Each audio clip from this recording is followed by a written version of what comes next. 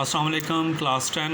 आज का हमारा टॉपिक है importance of equilibrium constant. Equilibrium constant की क्या अहमियत है, क्या इम्पोर्टेंस है।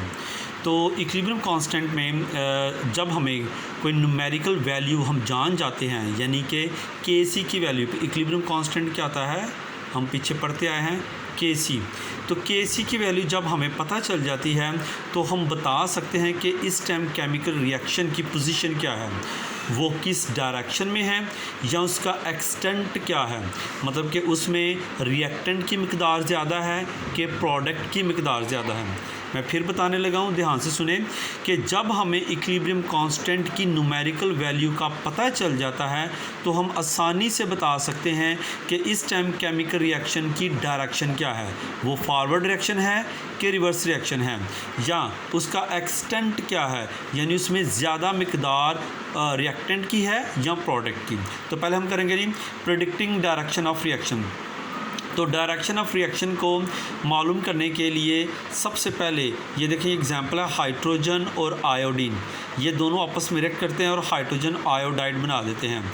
और इस टेम्परेचर पे 700 केल्विन पे इसकी जो के की वैल्यू आती है, इक्विलिब्रियम कांस्टेंट की जो वैल्यू आती है वो 57।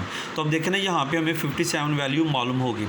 अब हम क्या करते हैं, इस रिएक्शन को, इसमें फॉरवर्ड रिएक्शन भी होता जा रहा है, रिवर्स रिएक्शन भी होता जा रहा है।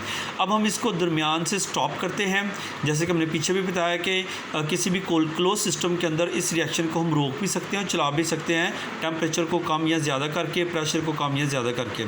अब इस रिएक्शन को हम दरमियान में स्टॉप करते हैं और देखते हैं कि इसमें हाइड्रोजन की वैल्यू क्या है। तो फ़र्ज़ किया, एक एग्जांपल लेते हैं कि हाइड्रोजन की वैल्यू 0.1 है और आयोडीन की वैल्यू 0.20 है और HI की वैल्यू 0.40 है। ठीक है, ये नीचे आप देखेंगे तो ये नीचे ये T लिखा हुआ है। इस T का मतलब है कि जिस टाइम पे हमने इस रिएक्शन को रोका, ये T इस चीज़ को ज़ाहिर कर रहा है। अब हम ये जो वैल्यू है ये हम इसके एक यानी जो फार्मूला इसके अंदर लगाएंगे, ये वही फार्मूला है, के का फार्मूला है जिसमें प्रोडक्ट ऊपर और रिएक्टेंट नीचे आता है। अब इसमें दरमियान में रोकने पर जब ये वैल्यू लगाई जाती है तो तब हमें जो वैल्यू हासिल होती है उसे रिएक्शन कोशेंट कहते हैं। उसे क्या कहते हैं? रिएक्शन कोशेंट कहते हैं। जब दरमियान में से हम वैल्यू को रोक कर तो जो वैल्यू लगाते हैं उसको कहते हैं रिएक्शन कोशेंट।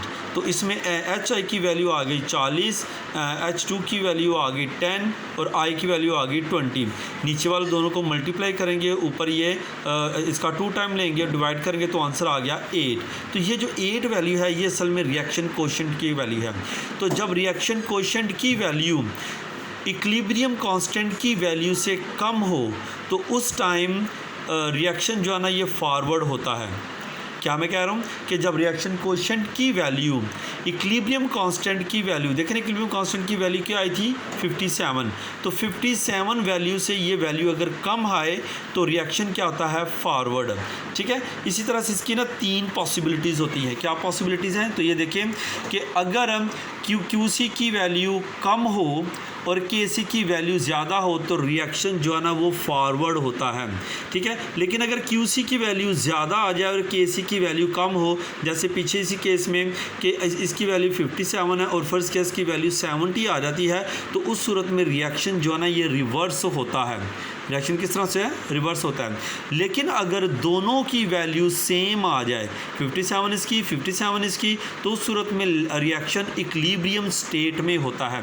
अच्छा, ये जो लाइनें लिखी हुई हैं, जो जितनी भी नई बुक्स हैं वहाँ पे ये वाली लाइंस नहीं हैं, तो आप यहाँ से देख के ये लाइंस लिख सकते हो और ये आपने लाजमी ये लाइनें यहाँ से देख के लिखनी है। इसी वजह से मैंने ये कैमरा जो है वो स्टिल किया हुआ है यहाँ पे। ठीक है, उसके बाद आ जाए जी दूसरा, predicting extent of a reaction. यहाँ पे हमने बताया कि रिएक्शन की डायरेक्शन क्या है, क्या वो फॉरवर्ड है, क्या वो रिवर्स है या इक्विलिब्रियम है। इसमें हम बताएंगे कि उसमें रिएक्टेंट की कितनी मिकदार है या प्रोडक्ट की कितनी मिकदार है, और ये भी हम तब बता सकते हैं जब हमारे पास इक्विलिब्रियम कांस्टेंट की वैल्यू मालूम हो। ठीक है, तो अगर न्यूमेरिकल वैल्यू के की वैल्यू न्यूमेरिकल वैल्यू बहुत ज़्यादा होती है तो इस सूरत में जो प्रोडक्ट जो है ना वो ऑलमोस्ट ज़्यादा होता है और रिएक्टेंट ना होने के बराबर होता है। तो क्या लिखा हुआ है तो K value indicate that equilibrium position reaction mixture consist of almost all product and reactant are negligible. अगर के की वैल्यू बहुत ज़्यादा हो, जैसे यहाँ पे देखें 2.2 मल्टीप्लाई 10 इंटू 22, इसके आगे बाई ज़ीरो लगाएंगे, इतनी बड़ी वैल्यू अगर के की आ जाए तो उस सूरत में रिएक्शन में ज़्यादा आपको प्रोडक्ट नज़र आएगा और रिएक्टेंट ना होने के बराबर होगा, और इस सूरत में रिएक्शन जो है ना वो ऑलमोस्ट कंप्लीट माना जाता है। जैसे 2CO2 के साथ रिएक्ट करता है तो 2CO2 बन जाता है और इसमें बहुत ज़्यादा टाइम के लिए कार्बन डाइऑक्साइड ही बनी रहती है। अगर के की वैल्यू बहुत कम मिकदार में होती है तो उस सूरत में रिएक्टेंट नज़र आएगा, प्रोडक्ट ना होने के बराबर होगा। जैसे यहाँ पे ये -9 में ये वैल्यू है, तो when the K value of reaction is small, यहाँ तक करना है। उसके बाद at equilibrium position almost all reactant are present but amount of product is negligible, वो नहीं होगा।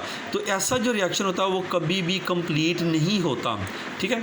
उसके बाद आ जाइए, अगर के की वैल्यू ना ही स्मॉल हो ना ही बड़ी हो, यानी ये देखिए 0.21 ना तो इतनी बड़ी है ना इतनी छोटी है, तो इस सूरत में जो रिएक्शन है वो इक्विलिब्रियम स्टेट में होगा, ठीक है बेटा। तो ये वाला जितना मैंने आपको बताया है, ये 2 क्वेश्चन है, एक क्वेश्चन ये और एक क्वेश्चन ये आपने दोनों करने हैं। कोई भी चीज़ अगर समझ आए तो मुझसे क्वेश्चन कर सकते हैं। अस्सलाम वालेकुम।